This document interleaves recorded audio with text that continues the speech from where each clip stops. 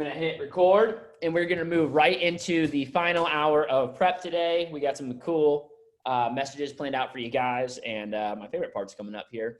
I'm gonna turn things over. I already got a chance to introduce him earlier. He's gonna be talking to us today about really how to use social media, for your business. We're living in the 21st century. You don't know how to use social, like it's not going anywhere.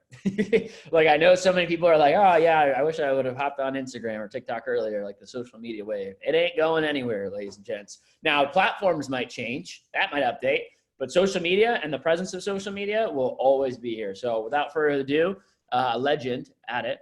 Let's turn things over to Jonathan Castell here for today. Yes, sir. Thank you. Awesome. Let's see if I'm spotlighted. Okay. So just keeping consistent with the topic of recruiting, I'm going to teach you guys essentially just give you some keys on how to use social media to your advantage, not only here in the business in Cutco, but just overall in life as well too.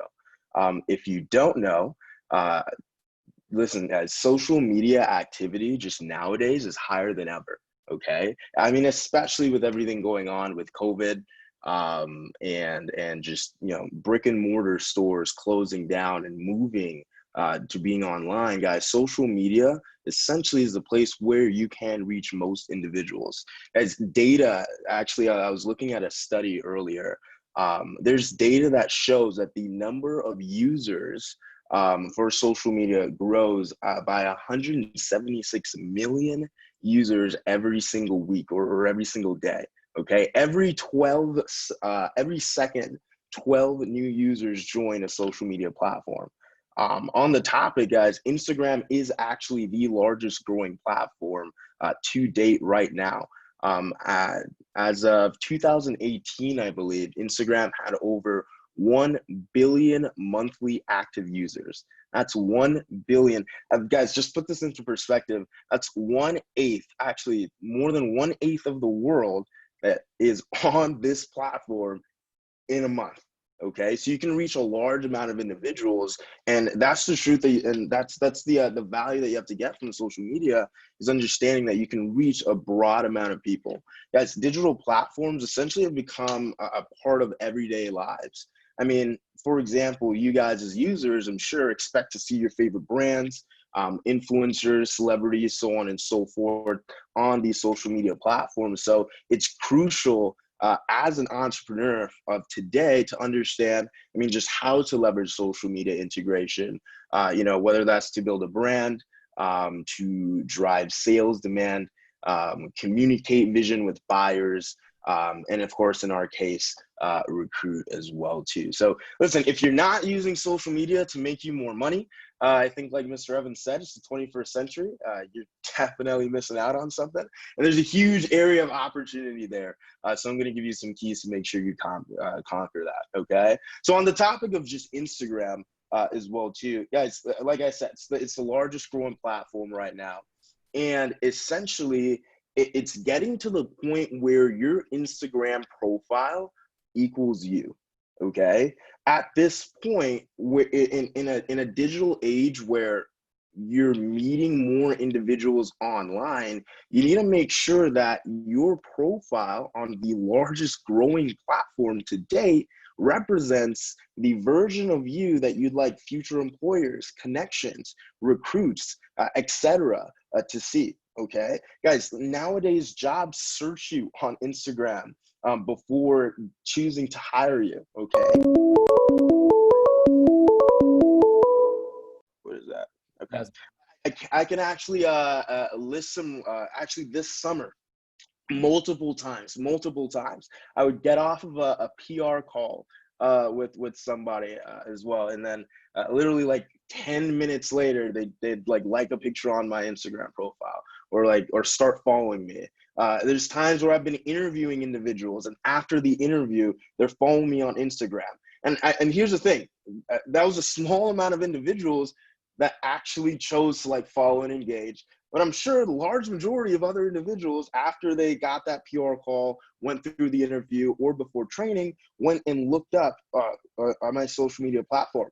Mr. Evans can actually, I think you actually remember, there was literally a representative who was like, dude, I want to go into training, because before training, they searched up Mr. Evans's profile, saw everything about it, and just was super, super excited. So, I mean, guys, you want to make sure that your Instagram profile represents you. I mean, sororities, fraternities, internships as well. Search up who you are on these platforms, okay? So essentially, I'm going to teach you how to increase your legitimacy and credibility, okay? And that's essentially what you want to use it to do. Guys, essentially, if you don't understand the value of Instagram, or utilizing Instagram for a business like this, I mean, let me just show you. I had multiple of my top reps, and SMRAs actually come from Instagram. Kipu Kalani Katz, if some of the managers remember him, there's a lot of stuff going on with him, but $43,000 in sales for the summer. It came from the number 6, I think, private school in the entire nation. Goes to University of Miami, was recruited from my Instagram profile. I actually saw a post that I put up on my story, and we're going to go into that in a little bit, but decided to respond to it, got him into a steroid, got him into training, and then he absolutely popped off with a 20K fast start. Lindsay Pepper, and by the way, also PR 10 other individuals who accounted for like another 20K in sales. Noah Sestoki, who was an 8K rep, who also PR Harrison Matlick, who sold another 10K for the summer, who also PR Adrian and Julian Adams, both of those brothers combined for another 6K in sales, who also PR Jake Haravel, who sold about $4 grand for the summer, Mariana Navarro, Adriana Lemus, and multiple top reps that I've gotten from Instagram as well too. I can talk about some of my top SMRAs, which obviously, guys, you want to make sure you're sourcing them on Instagram. But Sophia Morera, who actually graduated, some of you may know, with Matt Pizarro as well too, from St. Brendan. I can talk about Sophie Melagerota. I always butcher her last name. But she worked in the Metro Miami office and absolutely tapped us in to a huge network into all of our private schools and so on and so forth, okay? Guys, I was using social media to literally to hit trips. The same Bimini trip that you guys are like fighting for. I think it's you have to sell 8K, I believe. I remember last year, it was so funny. Last year, I hit the trip by PRs. I didn't even know the trip was happening. But the day they announced the trip, I already hit the trip because of the PRs that I gotten from social media, more specifically from Instagram. We did a trip to Jamaica this early February, I believe. That's another perk about this job, lots of trips. And I hit that trip with Instagram PRs as well too. Guys, a lot of your managers, district managers or branch managers can attest to the fact that, I mean, Instagram PRs played a pivotal role in the development of their summer this year. You know, some offices, and even some of you on this call yourselves, got a DM on Instagram or reached out to you through Instagram as well too, and you're here today. So guys, listen, you got to understand how to use Instagram, how to set up your profile, and essentially how to make it work for you, especially in an age where this is where most of the focus and attention is shifting as well too, okay? So just to give you guys a couple quick tips and keys here to setting up an Instagram account and profile as well too. Like I said, you want to make sure that your profile depicts a version of you that you'd want future employers to see, future connections, your recruits as well too. So what that means, make sure that you post. Before I go into quality things, make sure you post good things on Instagram, okay? I'm pretty sure some of you guys know you can scroll through some Instagram accounts and there's some questionable posts on there. Like, for example, you and the boys, and the night gets too wild and you just decide to throw that picture up there. Or a girl's night out and it didn't go right, but that picture's still up there, right? Guys, like, you gotta understand, when people scroll through your profile and they look at those pictures, I mean, essentially they're building a profile of you in their mind of like, who is this individual?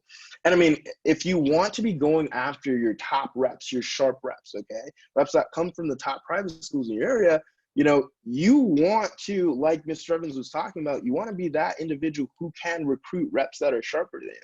And I guarantee you, if you have that type of content on your page, guys, these reps are the same type of people that are trying to apply to get internships at Johnson Johnson and Morgan Stanley. They're not going to accept a job offer from a kid who has like a picture with a bong in his profile. Okay, so just make sure that you've got good pictures up as well too. Okay, that's just number one. That's just number one, because that's messed up a couple people in the past. So setting up an Instagram profile, you know, first thing I think about is and especially when it comes to recruiting, guys, first thing I think about is your profile picture. Okay, just making sure you have a high quality profile picture that actually shows your face. I don't really know why, but I know, like, for me, and I've heard this as well too, like those profiles that, like, they don't have a profile picture of their face, just looks a little sketch, looks a little weird as well too, and a lot less people tend to answer DMs from those accounts, so or like follow them back. So just make sure you have like a high quality profile. I remember with Facebook Jumpstart males, I know for this summer I was in the case where using Instagram, like earlier what Mr. Evans said, you want to use females accounts. It's just easier. Everyone responds to a female, right? Me personally, this summer, I had only my account, and I'm not female. So one thing you can do, males, if you do have a counterpart or dating anybody or whatever, put that into your profile as well too, especially when you're messaging and DMing a bunch of girls, right? I mean, the first thought or impression typically is trying to like slide into the DMs, but typically if you have like, you know, if you have like your girlfriend, if you have like your girlfriend or whatever in that profile picture as well too, kind of like calms them down. So, you know, just making sure you have a profile picture as well. Okay, that's essentially that's what's going to be making the first impression when these people look at you. Okay, making sure you have a good description set up. So when I talk about a good description, in terms of recruiting or setting it up, I'll do both. Okay, good description. I mean, it could be something as simple as posting the school that you go to, you know, the city in which you're from, whatever. I don't know, some people like to put like Bible text or quotes or whatever as well too. On the side of recruiting, we can talk about, like, for one, definitely the area as well too. The office accolades. I know that, like, for Metro Miami, we love to put up $1 million plus summer office, or like I know Tampa has like multiple silver cups, like they have like all their silver cup like years there as well too, or whatever. Or Virginia has that. Okay, but putting up your office accolades, and something that I like to do is also tagging your office Instagram as well too. Just shows affiliation. Something that I like, and we'll go into stories, but stories are the biggest way that in the summer, and I mean even in the fall, just overall, you can use to get in touch with, interact with, and recruit individuals as well too. So something I love to put up was just something that said, hey, check the story above. It just made sure that every person that was going on my profile, you know, if they scroll onto my profile, they're like, oh snap, check the story above, and they went ahead and they saw that some of those some of you guys know what I'm talking about, the managers, some of those posts that you put up on your story posts and so on and so forth as well too. Okay, make sure you have in your website link as well too. Now accepting fall applications. I know that's something that we all put into our profiles in Metro Miami during the fall as well too, like a little arrow pointing down as well. So that's essentially how it's set it up for, and unfortunately I don't have a picture, I'm sorry. But that's essentially how it's set it up essentially for recruiting. And also just making sure that you're utilizing highlights. So there's this feature on Instagram called highlights. Let's see if I can set this up here. Okay, I'm gonna share my screen. So there's a feature on Instagram called highlights. Essentially, this means that you can take like stories that you've either posted before in the past, accumulated, and you can put them into sub categories essentially on your Instagram profile, and people can essentially click through them. For one, I like to set these up more specifically for recruiting. I set up one for my office. I mean, just highlighting essentially what we did. Like we are hiring here as well too. That's when we were doing training, so on and so forth. This is our office in the summer, first week, and essentially just highlighting the days in the office as well too, because this is essentially what people are going to click on. This is what this one of the first things that people are going to do before they go down and scroll through the rest of your pictures. And if they're like one of the top reps guys, they're going to try and figure out more about you. They're going to stalk you a little bit before they come to that interview, and they're going to click on that highlight. Okay, so just make sure you have it all set up there as well too. As far as quality, or as far as stories and posts. Okay, so here's the thing: stories, guys, are used for like capturing like life in their moments, right? Like everyday type stuff. Okay, posts are for quality. So for example, like I mentioned, stories is essentially what you want to use to engage with individuals. So, like posting what you're doing in your life, like asking questions, so on and so forth. Posts are for sharing value. And essentially, like, this is what we mean when we're talking about, like, hey, this is a version of yourself that you want on your profile as well, too. So make sure you have good posts, quality posts. Guys, we are at an age where, I mean, like, everybody has a good camera. I know iPhones have pretty good cameras. Get a good camera. Make sure you're posting pictures with a good camera. That can change a whole lot of things for your Instagram profile as well too. Some people like to have a theme as well. I think it just makes it look a little bit more organized, a little bit neater as well. As far as like just what to post, I mean, for one, I mean, of course you want to have like some pictures by yourself, picture of other individuals as well too. Something that I know some people did this summer. For example, if you know people in the territory in which you're branching with, or which your office is in, posting up pictures with people from that territory as well too. Because of course, I mean, if I have a friend, and I go to your profile, see that you're friends with him as well too. I mean, it's just going to make you trust you a whole lot more as well. Okay, so posting some pictures of you by yourself, having fun with people as well too, and just making sure they're high quality as well. So just to kind of like share a little bit, just on mine, because that's why I have access to. Just making sure you're posting high quality pictures that actually look good as well too. So you could have some by yourself, you could have some with other individuals, so on and so forth. Okay.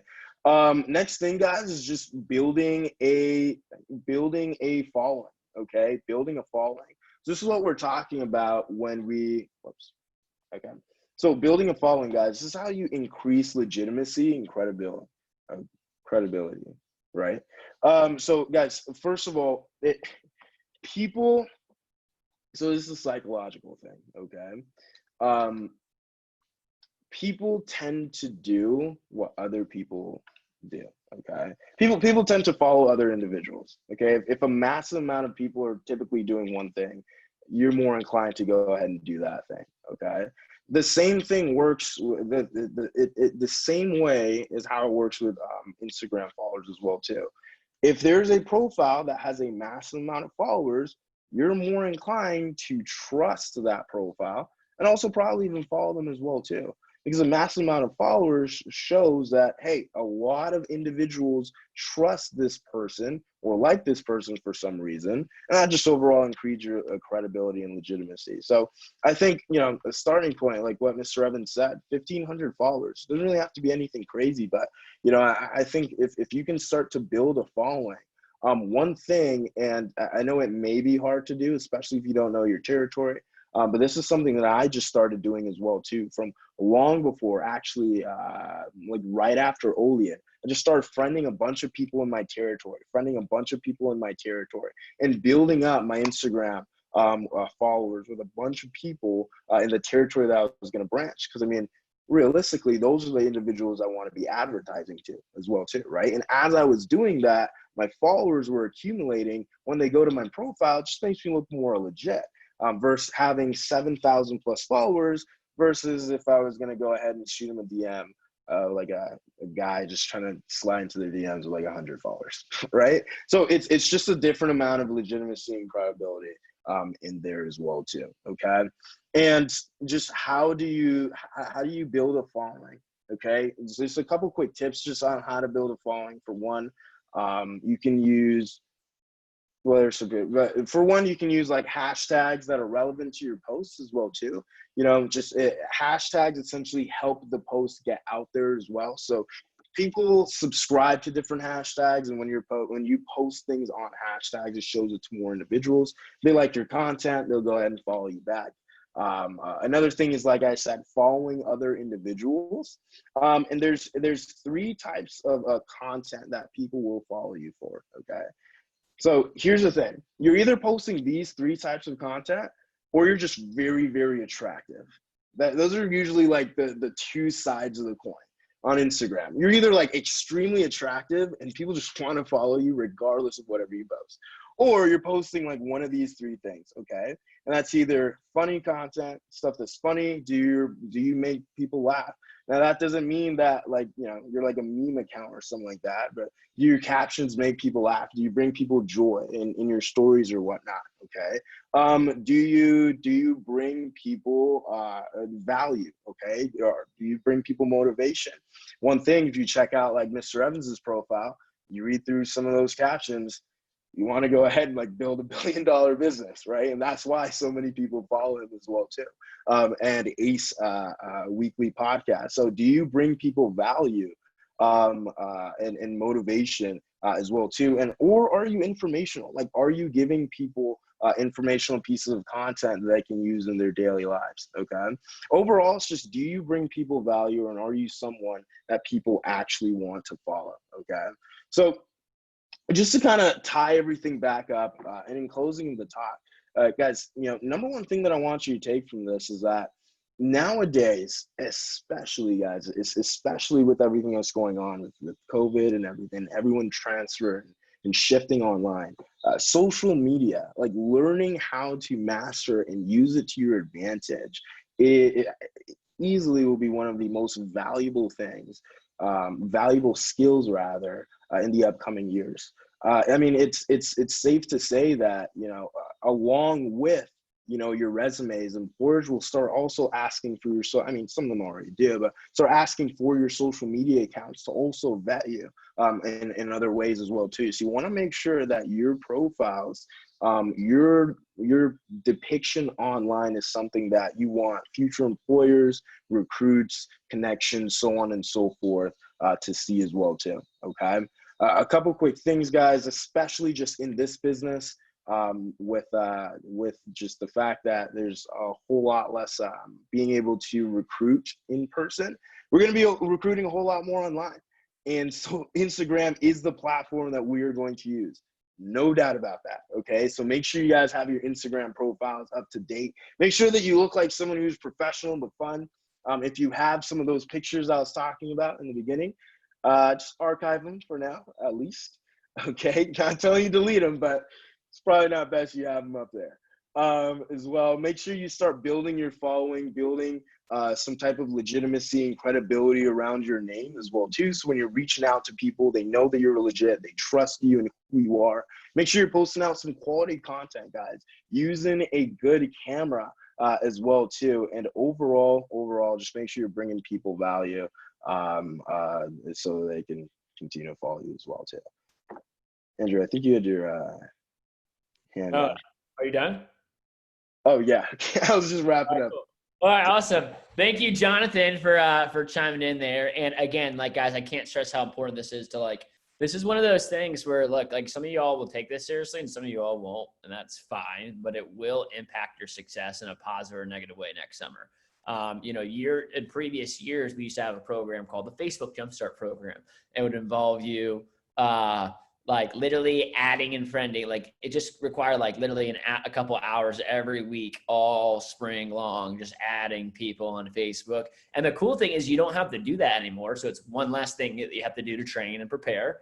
And I think, you know, use that time that we would have used had you do other stuff to invest into your social media to start building your brand and your personal brand and your credibility and your profile and your followers. You know, later on, once we actually have territories, and people know where they're going, you'll start to try to build a following in the spring in that territory. So you're more likely to be able to recruit people from there. But in the meantime, I think you can start building followers anywhere to start building up the overall credibility and brand of your profile before you actually have a territory or a direction with where you're trying to go about recruiting. So thanks, Jonathan, bringing the goods. I'm going to turn things right over to Eddie de las Cuevas, and we're going to do a technical skills training. So one of the things that I wanted to make sure made its way into TLA Prep this year is technical skills, meaning there are a lot of technological skills. And I saw some managers suffer this summer from the technology changes and adjustments just because they have great CUCO skills in management, leadership, and public speaking, and not the best technology skills. So it's still something that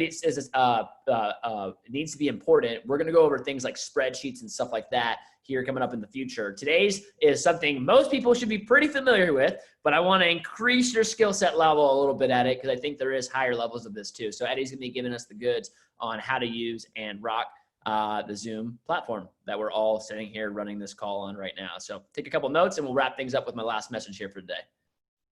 Thank you. Can you make me co-host again just because? Yes. 30 seconds. 3, 2, 1. You got it. All right, guys.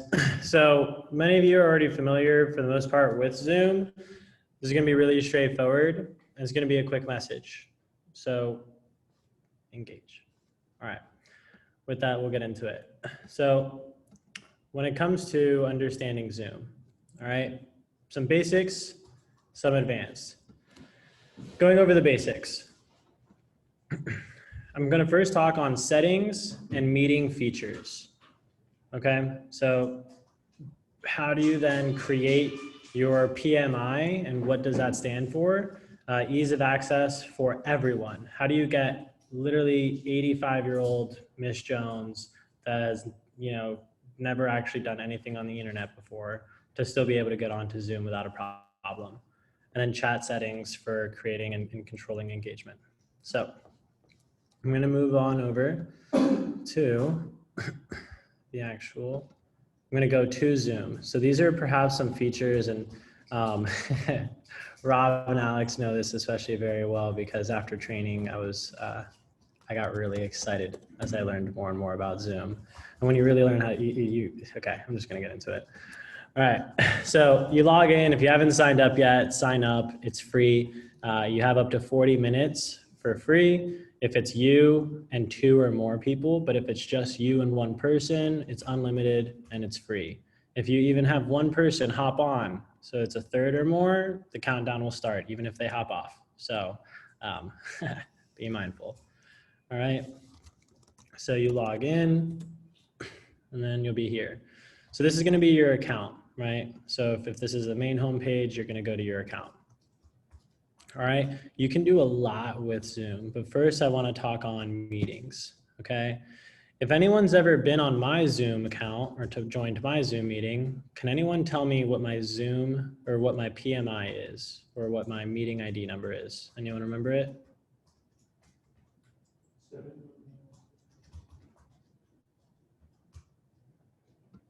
I want to say it. Oh, it is okay. 711-722-3344. Yeah, my PMI is 711, 722, 33, 44. It is the easiest thing in the world. It's just the easiest thing in the world. And so when you go to meetings, you go to personal room, this would be your meeting ID. Now, when you first make it, it's going to be forced, right? It's going to be auto-generated. But what you can do is click this magical little edit button, and then you can go ahead and change your PMI to whatever you want. Whatever you want. And then this is going to be your personal meeting ID. So then if you ever notice, Mr. Evans always has the same link. It's the same meeting ID. Mike Abramowitz and all the staff that use his Zoom, it's the same link. It's the same meeting ID. This is why. This is how. You can include a passcode or not, waiting room, and all the extras. And so I always enable a join before host so that this way anyone that joins on doesn't have the waiting for host to start a meeting. Because especially if you have like Miss Jones or an applicant or you're running training or whatever, you don't want them to see that because then it can look unprofessional. You want to turn this on. You want to mute participants upon entry, especially if you're running any larger functions. You want people to be immediately muted. This is how you control it. You don't have this cacophony of random sounds coming on and everything's controlled, okay? And you don't need to worry about this one. A lot of these you can edit directly in during the meeting. So the other big thing, and this is how you get everyone on here, you're gonna click on settings. And so these are the shortcuts. I'm gonna click on email notification just because it's a way faster. It'll take you to the section and you're gonna scroll up a little bit. And then this, when I found this, Alex and Rob, remember, I freaked out. Such a nerd moment, but because it allows for anybody to join your meeting without actually needing to download Zoom. Have any of you ever had this frustration with a customer where they're like, I just don't want to download this app. I don't want to download the service. How do I download this? Oh my gosh, blah, blah. Or especially for the recruiters, dealing with applicants being confused on how to join a Zoom meeting. Like, there's no more confusion. You can open this shit straight from Safari, from Chrome, from Firefox. You don't need to download it. And it's still all the same functionalities. I realize it says note that the meeting experience from the browser is limited. The only thing that's limited is them being able to share their screen. That's the only thing they can't do. But you can still share your screen and they'll still see it as normal and everything will be normal. So turn this on. It's gonna save a lot of headache. And then with that, you can just obviously go through the rest of everything else. So these are just some quick basics on really making sure that your Zoom is easily accessible for everybody. Now, what I'm gonna go ahead and do, and this is where you start to kind of get really clear on this. So this perhaps, when I figured this out, blew my mind. This is how I can now teach someone and teach all of you how to do so. But so if you share your screen, there's an option. If you don't have an iPhone, I'm sorry, this isn't gonna work for you. And so, all right, okay. I just realized I need to be on this Wi-Fi to actually be able to do this feature. So you need to make sure that your phone is attached to the same Wi-Fi as whatever your computer is on so that it's able to access this feature. But when you click share screen, there's an option for iPhone or iPad via AirPlay. And so when you click on this, what it allows you to do, as I am getting on, okay, boom, now I can do it. So I'm gonna click on this. I'm then going to mirror my phone. And this is how you can teach anyone anything. So now you guys are seeing my phone. Oops, I'm gonna go to camera. Now what I can do is I can show you guys my screen. I can even show you guys everyone over here. Just like that. So I wanna go over some features. Like advanced features like portion of your screen. This is how, especially when you set up a keynote, what it allows you to do is this. So then when I do things, all I have is just my keynotes, and then I can just have everything there. So all you guys saw were these. You didn't see all the slideshows because I'm not sharing the whole browser. I'm just sharing a portion. And I can walk through and I can click around, but you guys don't see everything else. You just see what I want you to see, right? So portion control is a big one. Share computer sound and optimizing. You don't need to stop share to reshare. You can just go new share, do this, and I can immediately click on anything from that point, right? So you guys can see everything directly from this point. So for the sake of, I'm literally gonna emphasize everything that I can, just like this. So this is real the simple part. So creating engagement, it's the setup, working the crowd, spotlighting, eye contact, like a picture, warm up and execute. And then actually, Mr. Evans, if I can have just 2 extra minutes, and I'm gonna take till 10. Thank you. So going back to the portion of my screen, but so when it comes to creating and really understanding the basics of this, so we went over the settings, creating engagement. One thing is the setup, and this goes similar, very much parallel to recruiting. Working the crowd, spotlighting, eye contact, like a picture, warm up and execute. So for the setup, guys, it's the setup. Like you have to have your things already set up, right? Like have your screen set up, be ready to execute a proper presentation. I clear everything from my desktop when I'm about to give a talk. Same way as you would do on Zoom, same thing as a demo. When it comes to spotlighting, spotlighting versus gallery view. So I noticed this when I was first starting, and especially view options. Real quick, if I do this, can everyone see the gallery now?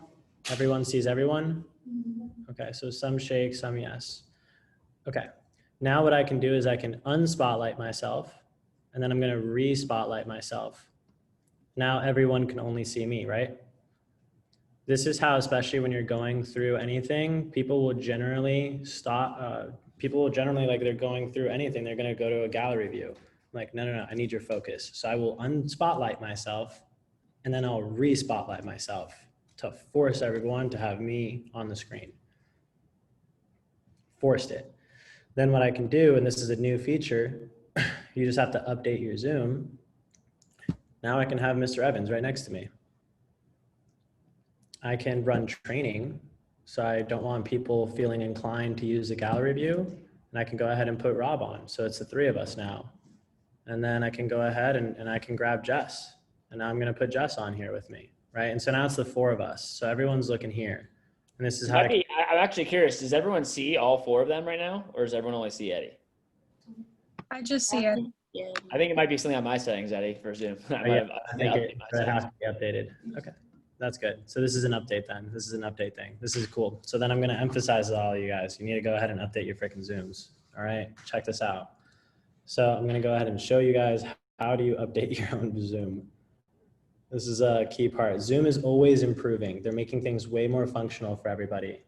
So on here, you have your actual, right? You have this.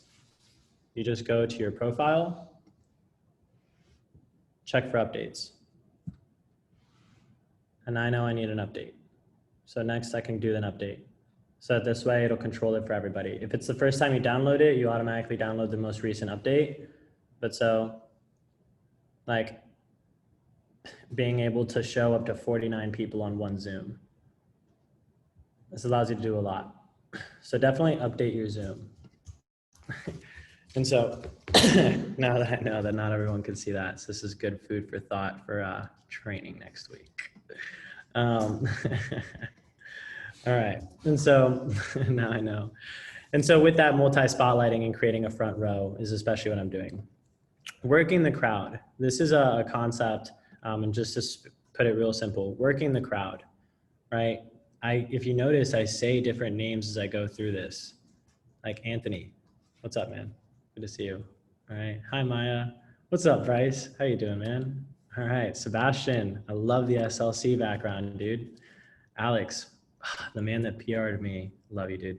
Thank you for recommending me to this job, seriously. I don't know where I'd be without literally that, you recommending me. Rita, so with that, you know, work the crowd, right? Just because it's digital, just because it's virtual, doesn't mean that they're not still there. But here's really the big point I want to make to y'all. Where am I looking? In the camera? Yeah, exactly. I'm looking in the camera. So many of y'all don't look at the effing camera, all right? You guys ever seen a picture before and you can walk anywhere around the room and it seems like the eyes of that picture just follow you? Because this is how you create engagement. Because all you can be sitting there, and yes, I'm talking to you. I'm talking to you. Look up. I'm talking to you. And everyone just went, she's talking to me? No, I'm not talking to you. I'm talking to you. Right? It's kind of like trippy, but it's because I'm looking at the camera. Because when you're dealing with a lot of people, you are sitting there by yourself and you're engaging. So when I say, hey, I'm talking to you, pointing at the camera, and it gets your attention, it gets everyone's attention. And then the entire time you're like, wait, is he talking to me? Okay, no, he's not. Wait, is he? Right, and it keeps this suspense, it keeps this energy, it keeps this engagement. So you gotta make sure you're looking at the damn camera. You run interviews, look at the damn camera. Eye contact is eye contact is eye contact. You need to look at the camera, all right? Look at the camera. And so if you notice, this is where you need to find a book. If you wanna write it down, find a book. It's called What Everybody Is Saying. You can write it down for yourself. There's a book written by an FBI negotiator that I read, What Everybody Is Saying. Taught me body language, because the majority of communication is that. And like I know that, are you guys seeing like how I'm purposefully looking away? I'm purposefully using my body to make a point, and it's like, and I'm thinking about this. I already know exactly what I'm about to say next, but I'm looking away to create a pondering image because that's how humans think and operate. I'm going to look back at the camera. It's body language. It's where communication is based. Just because it's over a camera and it's virtual, it doesn't mean it's not still the exact same thing. Eye contact, body language, learn how to manipulate the camera so that you still create the same effect, just like you talking in person. So just like we wrapped up last time, warm up and execute. Practice does not make perfect. That's a lie. Perfect practice does. Get ready to execute at a high level. Understand your Zoom before you do your next one. Walk through everything that you're about to do because perfect practice will make you perfect. Thank you. Awesome. Thank you, Eddie, for giving us the goods here. I would debrief from that a little bit, but I think there's opportunities, again, like little things like looking at the camera, having lighting, having a microphone, simple things like that. You guys notice, you just see us do it all the time, but one thing you'll notice me is when I'm talking about a message and I'm going in, you'll notice I have the screen share up. Well, when this is up, you're seeing me small. So I'll literally stop sharing and go into talking to you and go right back to talking about my keynote and my message. And then I'll do it again and talk to you guys a little bit more personally and stuff like that too. I don't just leave the keynote up for, an hour while I'm talking to create engagement. So these are different things that you can learn. You have to build a skill set at it. But when you run meetings, trainings, interviews, talks, messages, team meetings, being good at this stuff can help shorten the learning curve quite a bit. All right, I'm going to dive into our last message for the day, which is all about Energy Management 101. Do I have permission to go 5 minutes over 2 o'clock today from everybody? I feel like this is going to be, I want to be able to give everybody these goods here for this one too. So thank you. I'm going to go a couple minutes over, nothing too crazy. But I want to talk to you guys about Energy Management 101. One of the things we talk about at TLA is how to manage time, money, energy, people, and self. And I really think energy is one of the most important things in life and business. I think, by the way, management of energy is what dictates your ability to manage yourself, to manage other people, to manage your finances, to manage your time. It all comes back down to energy. And there's, you guys know the 4 tenets of the Florida Coast Heat's high performance mindset, energetic leadership, ACE Weekly, and true professionalism. And I've given a little, taste here and there about what energetic leadership is and what it looks like. But I haven't really dove in too much. And I think I had the pleasure of bringing out Adrian and Eddie to one of my events and coaching groups that I pay a lot of money for. We just had an event this past weekend as well called Abundant. And you guys have heard, I think, from Ben Skemper before. If you were part of SE2 earlier this summer, he's one of the CEOs of Abundant and helps run that organization. And a lot of what we talk about in that group. Now, by the way, mind you, that group, I'm probably one of the youngest people in that group. It's mostly CEOs and executives and top performing salespeople at other companies. But we're not we're talking about it's to increase sales. What we talk about though is energy a lot. In fact, I just paid another $20,000 this year to go up to Asheville 4 times and work with one of the best chiropractic energy guys in probably the world. And he lives out in Asheville, North Carolina. So I'll be going out there again in 2 or 3 weeks. And, I spend and invest a lot of money on raising my standard for energy. And the first thing that I want you guys to know is that energy is everything. Energy is everything. What is sales? Who can tell me what's the definition of sales? Who knows? A transfer of energy. The transfer of enthusiasm, AKA energy, from one person to another. You guys know what emotions are?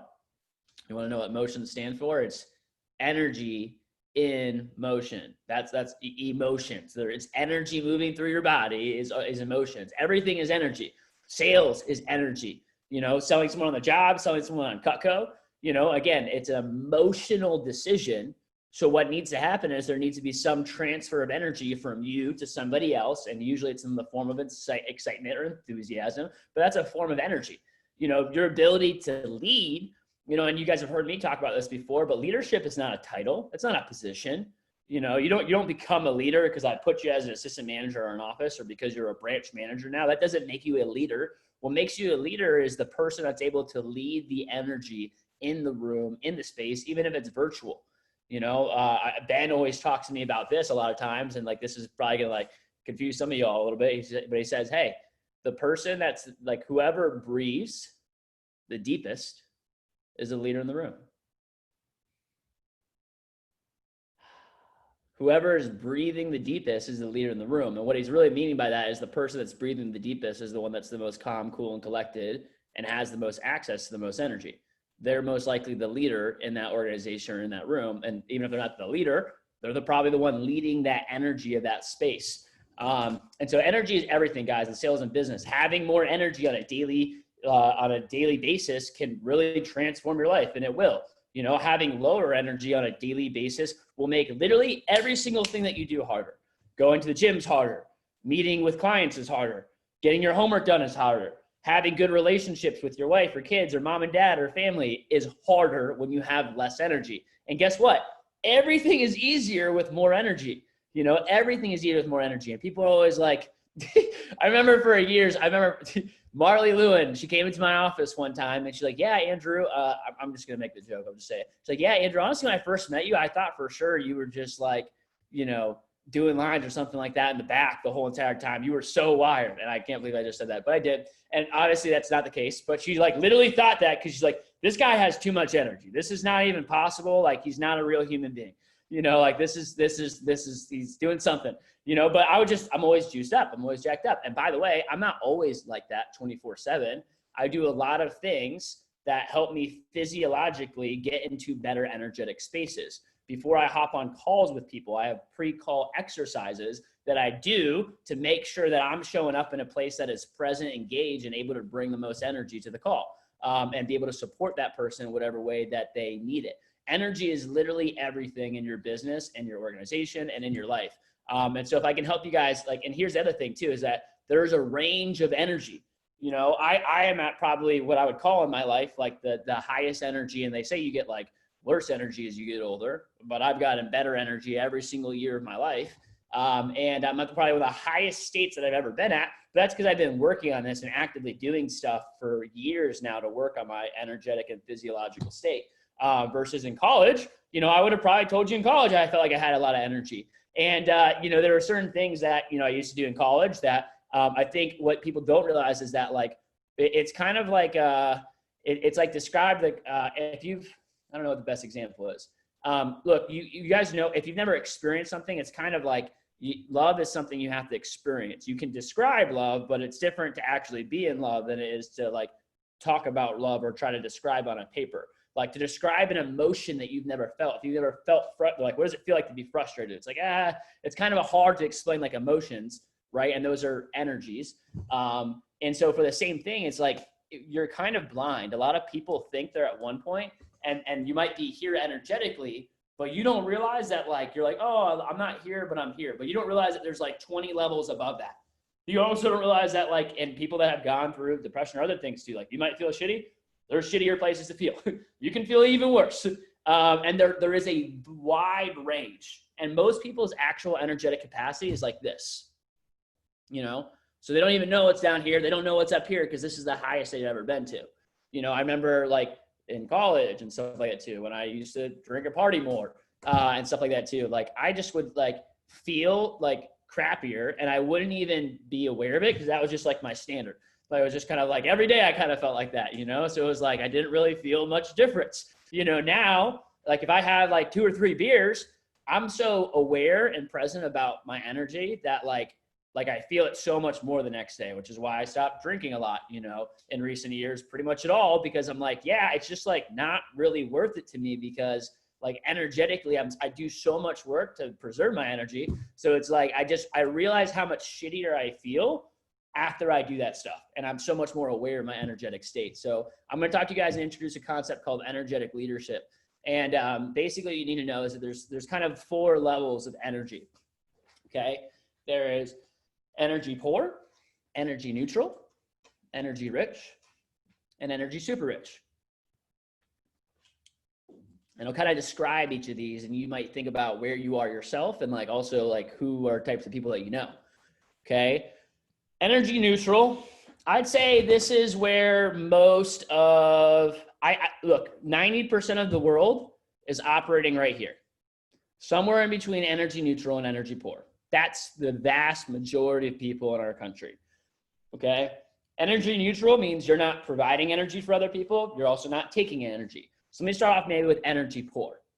Someone that is energetically poor is like y'all know the people that you hang out with and like you literally feel like shittier, or like worse after you hang out with them. Like it's not even, they didn't even have to say anything to you. You just like hang out with them and afterwards you just like feel not as great. Like you feel like you're like, or there are certain people that you know, it's like, dude, every time I speak to you, every time I have a call, every time I hang out with you, like I just feel worse. Like I feel like my energy is sapped out of me just from being in your presence, you know? And like, you might not tell them that person, that thing, but like, that's just how it is, you know? And that's how a lot of people are when you're energy poor, right? And what's it called? Like here's a really good, something else I'll share with you guys. You know, and this is just something I'm always learning with Brian Lum and stuff. So question, right? When you take that, like when someone asks a question, it's someone is seeking out energy. And let me explain what I mean by this. Question stands for, it's quest and ion, quest, ion, right? It's a quest for ions. So for all my chemistry majors out there, or anyone taking some chemistry, ions, electrons, right? That is energy. When energy transfers from one person to another, it's literally ions that are floating off. If you understand like chemistry, what happens is if you know what valence electrons are, when they go out into other layers, like that's like, think about an atom. If you guys know chemistry, like electrons and atoms, they can add on more electrons to it. They can become more positively energetically charged. Now, eventually they only last for so long for that before they start flying off. People that are energy poor, just think about it like literally chemistry. They have a lack of electrons that they need. Like, so they are taking ions from the environment because they are sapping energy because that atom is energetically poor. People are the same thing. By the way, our ions and things like that on a microscopic level are interacting all the time, you know? So people that are energy poor, like they are taking energy away from other people. Energy neutral is like, you're just in the space. You're not really giving other people energy. You're not really taking away energy from anybody else. But someone that's energy rich is someone that like, and you guys know these people, you know, the people that you hang out with and like just talking to that person or being in their, like, they don't even have to say anything, just being around them. Like you just hang out with them and you just feel a little bit better. You know, you just feel a little bit more energized. Like their presence is like refreshing or vitalizing. And it's like, dude, I just like being around with some of y'all. Some of y'all are like on calls with your managers because that's been them for you. It's like, honestly, if I'm having a bad day or whatever, I just kind of like talk to you for a little bit. It's like, I feel better. I don't know why. I didn't really say anything, but like, I just feel better being in your presence. You know, those people are people we call energy rich, you know, which means literally like they have ions coming off of them. They are people that are, you get more energy when you're in their presence and in their space. And somebody that is energy super rich is an individual, like these are the people where like you're at a party and like that one or an organization or event. And it's like, this is much like very, very rare, right? But someone walks into the room and it's like all the eyes go on them. Like kind of like everyone know, like everyone can feel like that person walks into the space and everyone in that space feels differently. You know, and there are people like that, you know, when you think about like the greats of the, like a Tony Robbins, that is someone like literally he walks into a room and everyone's like, whoa, what's going on? You know, who is that guy? Like, it's just his presence is radiating and attracting. And by the way, if you want to be a good recruiter, try recruiting people when you're energy poor or energy neutral. You can't and you won't. You know, when you're energy rich, people feed off of that. They're energized. They don't even, subconsciously, they won't even know why. They're not like, wow, this person's really energy rich. I want to hang out with them. It's just subconscious. They're just like, I don't know. I just kind of am attracted to this person. I want to be spending more time with this person. And I'm not going to dive, I can dive into this a lot more and give you guys a lot deeper understanding of some of this stuff, but I'm just going to cover like kind of the basics right now too. The question that I would ask yourself and what I want you guys to do is take a quick second and jot down, like, which one are you? Which one would you rate? And by the way, like it's different, right? Like you might go through some of these multiple times a day, you know, but like, where would you rate yourself like consistently at in general, you know? And I would also think about too, like, okay, where would you rate yourself? Where do you think other people would rate you at? You know, on a consistent basis, where's your level of energy at? Are you energy poor, energy neutral, energy rich, or energy super rich, or you can call that energy abundant? So I think this is really important, is like when we talk about energetic leadership, leaders are people that are this. And I know it's kind of funny to think about like energy is like having to do with leadership, but I told you guys again, energy is everything. You know, it literally is one of the most important things in business and life. And this is like why I talked to you guys about even breathing. Like a lot of this stuff is physiological and biologically wired into us as humans. You know, it is just how we connect and work with people. You know, you can look up the Heart Math Institute, and there's a lot of new research coming out that like your heart literally radiates 10 to 20 feet outside of your body. So when you can feel people's hearts and energies and presence and stuff like that too, well, like they don't have the science too wired yet where they can't like really figure out the energy transactions that are happening people, and they can't really study it on such a deep level, but they now have enough data and understanding where like they understand that like people's hearts and their guts and their brains are interacting at all times with everything in the environment. You know, so I want to give you guys some just energy habits and energy hacks so you can start to evaluate yourself. And again, it's not like you don't need it. This is not something to beat yourself up about or give yourself a hard time if you're one of these areas. But I would just start to, again, the first key is always awareness, and start to pay more attention and be more aware of like how you're operating in. And again, like, what do other people think of you? Are you someone that like other people feel better around when they get time with? Or are you someone that like feels worse? Circles of influence, by the way, not just for you, start to evaluate your peers. Like if you have people that you know are consistently energy poor, those would be people that I would just start to distance myself a little bit with. And I've had people like that. I've had even managers and people that I care about a ton, and I just know they're energy poor. And I've like even told them at times, I'm like, hey dude, like I really like enjoying with you. And like, I can't keep spending as much time with you because like, I just feel worse when I talk to you. Like everything's always negative. Everything's always a downer. Like, I'm just like, I feel worse off when I talk to you, and I don't like hanging around a lot of negativity and things like that too, because I'm really attentive to like where I'm at personally. So here's some energy habits and some hacks, if you will, to start raising, again, your levels of energy. So first thing I start off with is water and air. Okay, water and air. I know it sounds simple, but like that's the two foundations for energy. Like, again, just think about it, go down to the cellular atomic level. Where is energy produced in the body? It's produced in your cells in the mitochondria, and it produces ATP. What do your mitochondria need to produce ATP? They need water, sunlight, and oxygen. That's what they need. Water, H2O, sunlight, and oxygen to produce more energy. You know, so it's like if you're energy poor, that like, yes, you can look at diet and fitness and nutrition. I've got some cool energy hacks in there for you and morning routines and all that stuff. Great. But I'd start off with like the 3 fundamental core things of living, which is like water, nutrition, sunlight, air. And so that's the first one, I think, is water. So here's a quick tip that I'll give you guys is that, look, and think about when people, if you feel really groggy and tired in the morning when you wake up, that's kind of normal, because what's happening, by the way, is your body just went through, 6, 7, 8 hours of sleeping. So guess what? You didn't drink any water for 7 or 8 hours. So you're waking up dehydrated, which is why you're like tired and groggy and exhausted. And a lot of times too, like if you have like not great breathing or anything else like that, or you don't sleep the right way, like you're also not breathing great sometimes in your sleep. So you're waking up deoxygenated, dehydrated, and without a lot of energy. So one thing that I would just recommend doing is like, very, very simple. Yes, a quick tip, by the way, for health and energy is like drink a lot more water throughout the day. But, aside from that, I would just prioritize drinking water right before you go to bed and right when you wake up. So every single night before I go to bed, I pretty much like chug a glass of water at least, or like a bottle of water, or like 2 bottles of water. 2 things that also does, by the way, it makes you usually have to use the restroom right when you wake up. So it makes it easier to wake up because you chugged water the night before. Second thing is right when you wake up, your body, like the first thing that I do literally in the morning, I wake up, by the way, alarm, not next to my bed or anywhere near it where I can reach it distance, because I will 100% snooze if it's anywhere in reaching distance. And then like 45 minutes later, I'm waking up and being like, what the hell has happened for the past, 40 minutes, or just missed my alarm or something like that. So it's on the other side of the room, not near my bed.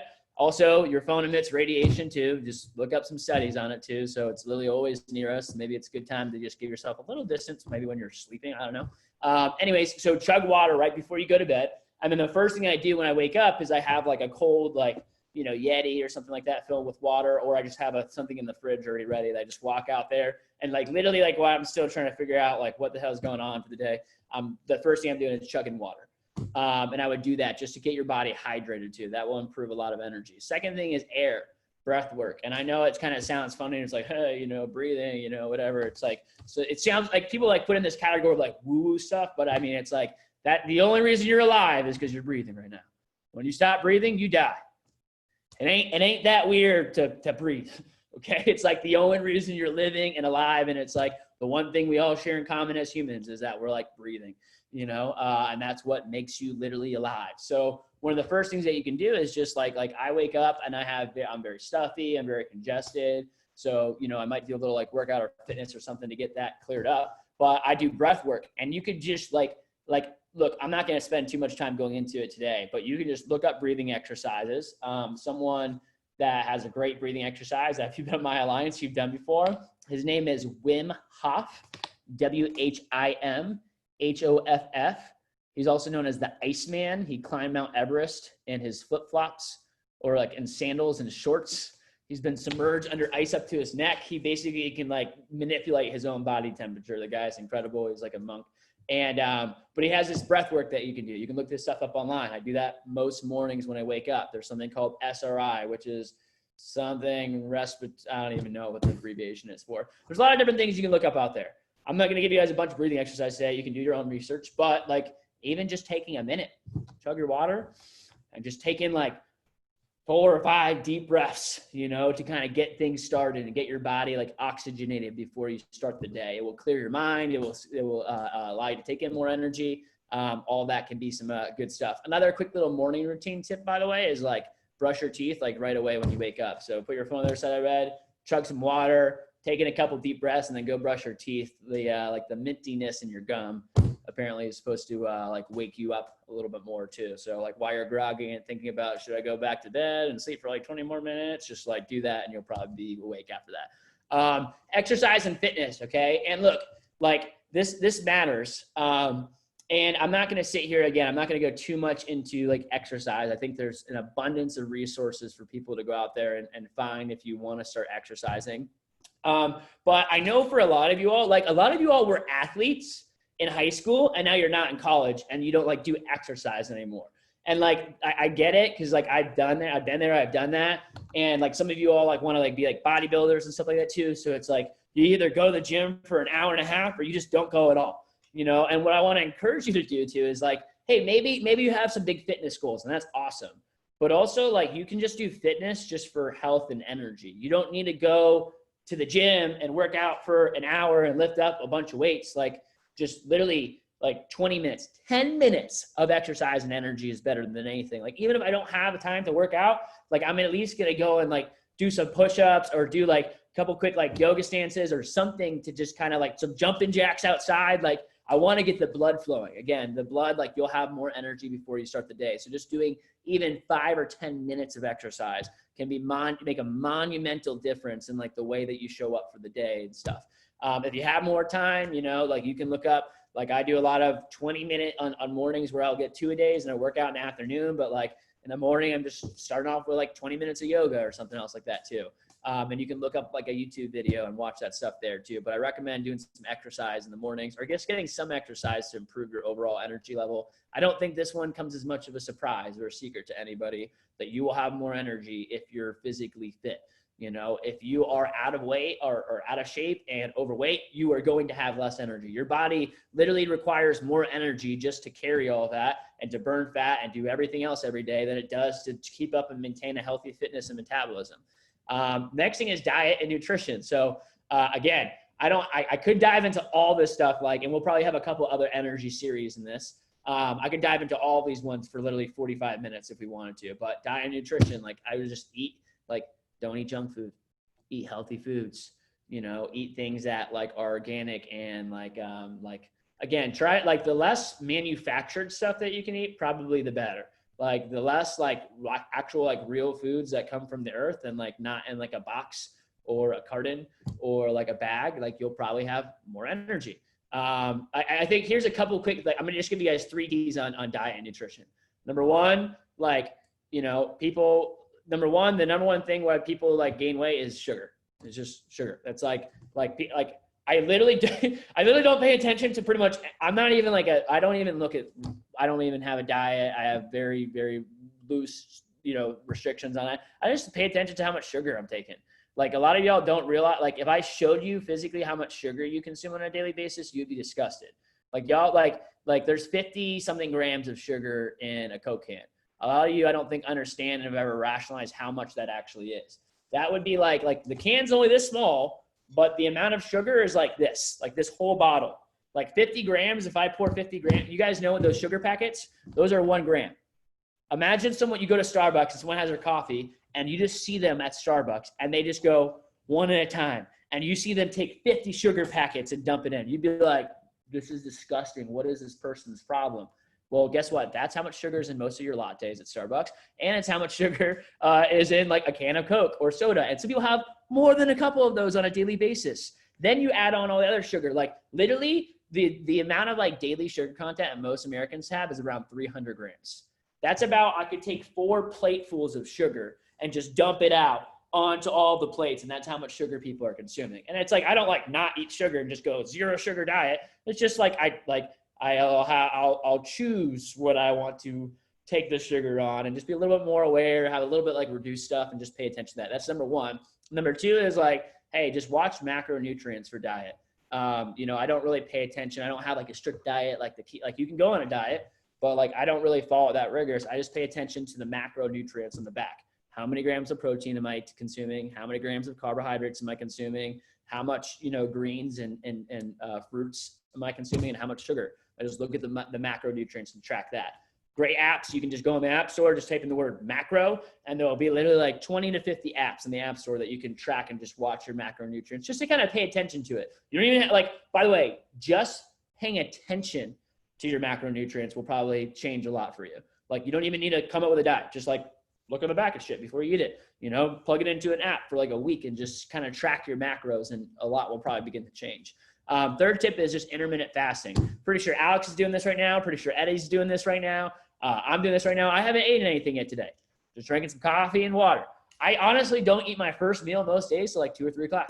If I'm hungry, I don't care. Like I'm not like I don't follow this to a T. But I just most days I just like. By the way, as soon as I eat, I get tired. I get groggier and stuff like that too. So I still eat the same amount of food as everybody else. I just eat it in between like a 6 to 8 hour window most days. When you go through a longer time period of not eating, your body goes into more fat burning or ketosis, and you'll have a higher metabolism when you go longer periods of time without eating and shorter periods of time in which you consume all food. What that schedule looks like, it could be in the evening. It could be you start off your day and eat all your calories and you stop eating at 2 o'clock. I don't really know. Just another kind of tip of, I think it will help you raise your energy. And also this stuff can help you get fit and look good if you want to too. Morning routine. So I'm going to skip ahead. We've already gone over some morning routine things. If you want to boost up and hyper speed your morning routine, you guys have all heard from Hal Elrod. He spoke at SC2 this summer. He wrote a book called The Miracle Morning. The not so obvious secret guaranteed to transform your life before 8 a.m. Highly recommend reading this book if it's something you want to do. Incredible book. Incredible. Oh my God. Changed my morning. Another thing that you guys could think about, a lot of people might have good morning routines, but like, what's your evening routine like? Okay. When you look at screens an hour before bed, it keeps you up. When do you scroll through Instagram to fall asleep? I just doing things like getting blue light glasses to protect LED lights, having nighttime version on your laptop, just not looking at screens in general an hour before bed, drinking water, staying hydrated, priming your mind. If you're going to bed, if your last thoughts are thinking about all the shit that you have to worry about or do or something you're stressed out about, that's going to be playing over in your dreams and your sleep and your subconscious too. So maybe read a book, do something else. Just try to give yourself 30 minutes to an hour space. I know that's much harder as most college students, but something else you can do. Last few keys that I'll give you guys on just energetic management, energetic leadership, okay, meditation. You can download an app called Headspace. Headspace is a great app that if you want to start getting into meditation, you can. In 2019, I didn't ever meditate once until the end, or until 2018 in September. And I started doing it, and I did it almost every single day for a year and a half. Completely transformed like everything for me. So something you might want to look into. And again, you don't need an hour, 10 minutes. How about 5 minutes just to start? I think it can be a good thing to kind of kickstart your day or end your day. You know, if you have trouble sleeping or insomnia, doing like lying down meditations before you go to sleep can be really helpful. Last thing is like there's visualization exercise out there, or vision. Here's what I'll just tell you is like you'll have more energy when you're more connected to your North Star and what your vision is. When you know what your why is, it's easier to get energy when you're connected to your vision. If you were part of my SE2 this summer, we talked about like that impossible moment and what your vision is. And remember, I said it a lot of times, hey, the important thing is not the achievement of that vision. It's not like the actual attainment of that vision or making that possible that's important. It's what that vision inspires you to become and how that vision inspires you to make choices and decisions and live your life because you're more close to it or attached to that. So having some vision, being connected to your whys. And the last thing is going back to some planning and execution and like the classic goal, good old circles of influence. Cool. So I'm going to wrap up there because we're over time. You guys get some value from that or some nuggets from that? Cool. Take a quick second to post those into the chat before, and let me just give you guys a couple things to wrap up today on what's important now. So take a quick second, take your light bulbs from that message. Feel free to message me if you have any like additional or like follow-up questions or want to go back and forth on any of that stuff. You know, and again, these are just more like life skills that I think, again, will help you perform better at Cutco and better in literally everything. So let's talk about what's important now to wrap up. Give me 3 minutes of your time and we will be done. Make a statement right now. Matrix scores, you know, will be coming out again in here in a couple weeks. So I think the easiest opportunity to do that is SLC. We didn't talk about SLC much today, but I'm going to be recognizing pretty soon the people that are standing out. And I'll just tell you guys right now that the performance here as a division, from my perspective, has been pretty lackluster and pretty underwhelming. You know, I'm really looking forward to seeing who are going to be the aces, the people that step up and find a way to get it done. So, you know, this is one of the easiest ways to move your matrix and needle right now. Leaders step up when it matters. And, you know, I challenge you. You might be on this call and you haven't done shit since like the start of the SLC push. I don't even care. It's not how you start, it's how you finish. You know, we got another week or in front of us, basically about a week total in front of us, you know, before the end of the push here. So go out there, make it matter. And actually go out there and make some statements too. I remember my first SLC push. I'll let you guys in a secret. I didn't really do anything. I had, you know, I had pre-agreements with Jeff. There wasn't really a lot of opportunity for me to do much during SLC. And I was in the heat of my sports. I literally slept 4 hours a night anyways, just doing work in high school and school. And I just didn't have like literally no time to do demos. Some of you guys like don't have a lot of time. I had no time. And on the last day, I think I threw up like $1,800 on the board. Literally on the last day at Monday. I remember I got a text from Jeff being like, did you just like put up like $1,800 like the very last day, like 10 p.m.? I'm like, yeah. And he's like, nice job. Well done. You know, and I found a way to stand out even though what was going on in my current schedule and statements too. So like, I just want to challenge you guys. Are you like in that boat of like, hey, I'm really struggling, but I'm going to find a way to make a statement and put something up? Or are you just like, hey, it's going to be tough. I'm just going to take the L, you know, like find a way, make a statement. For those of you guys that have more time, looking forward to seeing who steps up and leads. I want to post this one more time into the group chat. Actually, just timing wise, I'll post it afterwards. I'm going to ask that everyone relook at these times. There's only 4 or 5 more Alliance meetings, and go ahead. And if you haven't done so already, if you're available at 9 a.m., I expect you to be on these calls, you know, and again, either learning how to run the calls yourself or like learning some goods to increase your sales performance. And here's the assignments to wrap us up here for the day. So you got 3 assignments between now and the next TLA prep. Okay. Just 3. 1 is to run 2 post interviews. Post interview takes a total of 8 to 10 minutes. Okay. So you have to like review the interview script, prep a little bit, but you can connect with your manager. And there was only, by the way, there was only 3 weeks between this TLA prep and last one. There's 5 weeks between the next one. Okay. We have a little bit more time. There's like a month. So you have more time to get these done, but connect with your district manager and see when you can get in the office to run a couple post interviews. Second thing is just the Rachel Richards Money Honey assignments. So she has 3 assignments. One of them is not going to be due until after October 24th, the next prep. So you don't really need to worry about this one right now. Main 2 are these ones, and this one's due by Wednesday. Okay, so everyone has an assignment due by this Wednesday, which is, it's due September 30th. You just need to go through and actually map out a goal of how much withholdings you want to submit by the end of the year. And then by November 1st, and you guys can start on this anytime, you have like a month and a half to work on this one. You just need to kind of fill out that expense sheet and start tracking and budgeting some of your expenses here too. Final one is the book club. So NLG, I want you guys to reread this one. Now, by the way, NLG, the next prep, from then until the end of December, we're going to have another book that we're all going to read together that I'm really, really excited to dive into. And then first years, we'll have a separate book that we're going through. So NLG, you guys can get a little bit of variety, but I wanted everyone to re-go through this one. So the book assignment is How to Win Friends and Influence People by Dale Carnegie. And one of the best business books literally ever written in the past 2 centuries. It's literally 60, 70 years old, and everything in it is still very, very relevant to today. I'm going to send the PDF into the WhatsApp chat, and I will also send the Audible link, which will be included right here, into our WhatsApp chat as well. And you'll have, 4 or 5 weeks to go through that. So this is really the major assignment. This one's going to take you like 5 minutes to do, and then run 2 post interviews, over the next 4 or 5 weeks here to wrap things up. So thank you, ladies and gents, for creating an awesome environment for today and bringing the goods, bringing the energy. You guys were 100% engaged. I definitely appreciate that. Let's continue to pour into our team and our leaders on the team. And let's go out there and have an awesome finish to our SLC push. I'll hang out if anyone needs anything, and everybody else, you're good to go. Thanks for hanging out a little bit later here for me. Thank you, Mr. Evans.